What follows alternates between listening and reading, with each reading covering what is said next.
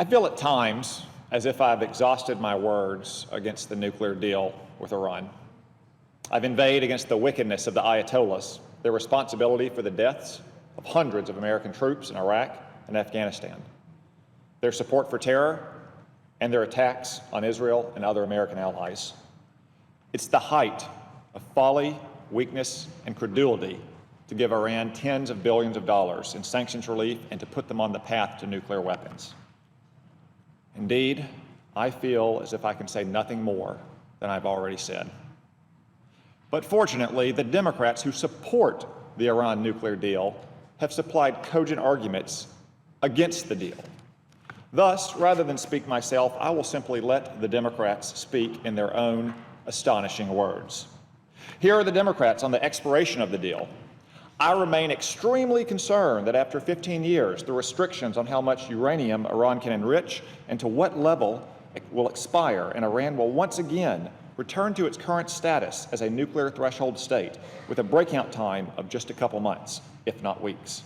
It is disconcerting that Iran can achieve this status without breaking the rules or bending the agreement. To be clear, in 15 years, Iran will be allowed to be a legitimized threshold nuclear state. My fear is that 15 years from now, America and the world will face an Iran that sees its enrichment power as legitimized, that is wealthier and more economically powerful, and an Iran that is fortified with new weapons and air defenses as embargoes on conventional arms and ballistic missiles expire 5 and 8 years from now. Senator Peters.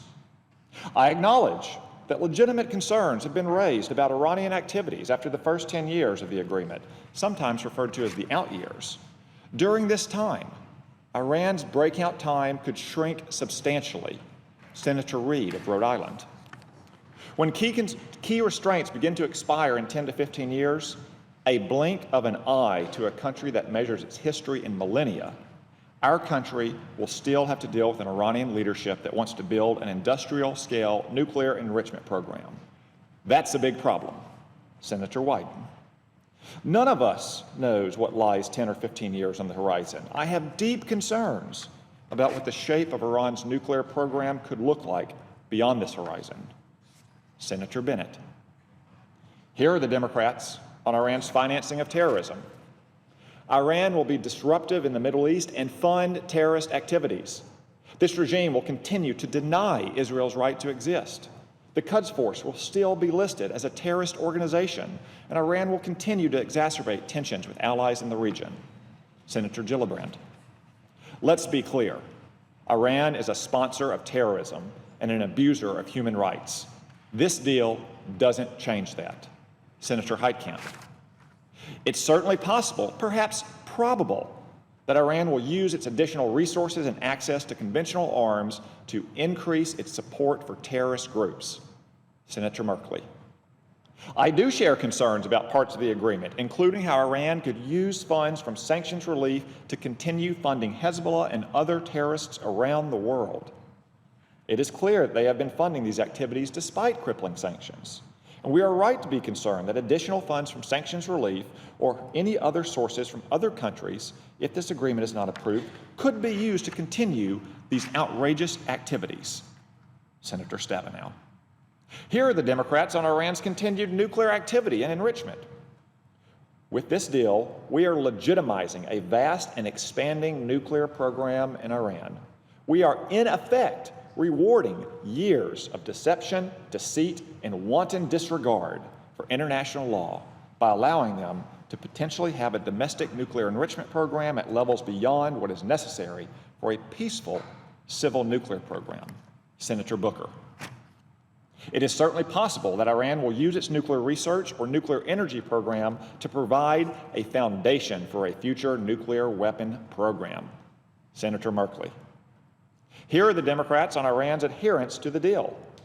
Iran is a bad and dangerous actor. We all agree on that. Senator Boxer. Critics insist that America cannot trust Iran. I agree. I still have serious doubts about their government.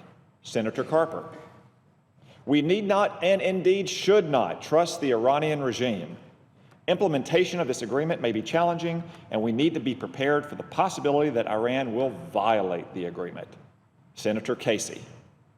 When Iranian extremists chant death to America and death to Israel, the first question we have is, how in the world can we trust them to live up to an agreement? The answer is, we cannot. Senator Stabenow. Even under the deal, we should expect that Iran will cheat when it can, particularly at the margins, that it will continue or even ramp up its destabilizing activities and sponsorship of terrorism, with the additional resources provided by increased sanctions relief, that it will seek to break out if the opportunity presents itself after 15 years, when specialized inspections fade and many limits on its nuclear program are lifted. Senator Booker.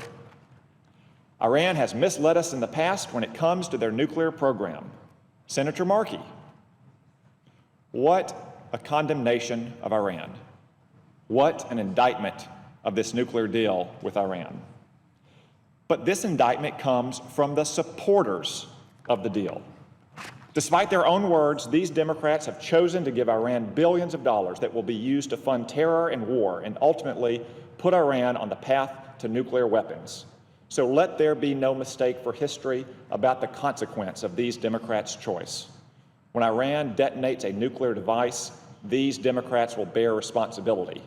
When Iran launches a missile capable of hitting the United States, these Democrats will bear responsibility. When Iran kills more Americans, as it has in Iraq and Afghanistan, Lebanon, Saudi Arabia, and elsewhere, these Democrats will bear responsibility. When Iran imprisons American hostages, these Democrats will bear responsibility.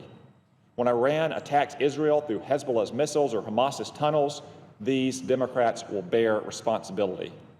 When Iran kills Jews around the world in places like Argentina and Bulgaria, these Democrats will bear responsibility. When Iran massacres its own citizens, these Democrats will bear responsibility. President Obama and these 42 Democrats bear a direct political, moral, and personal responsibility for the coming crimes and outrages of Iran's Ayatollahs. There will be grave consequences for them and for all of us.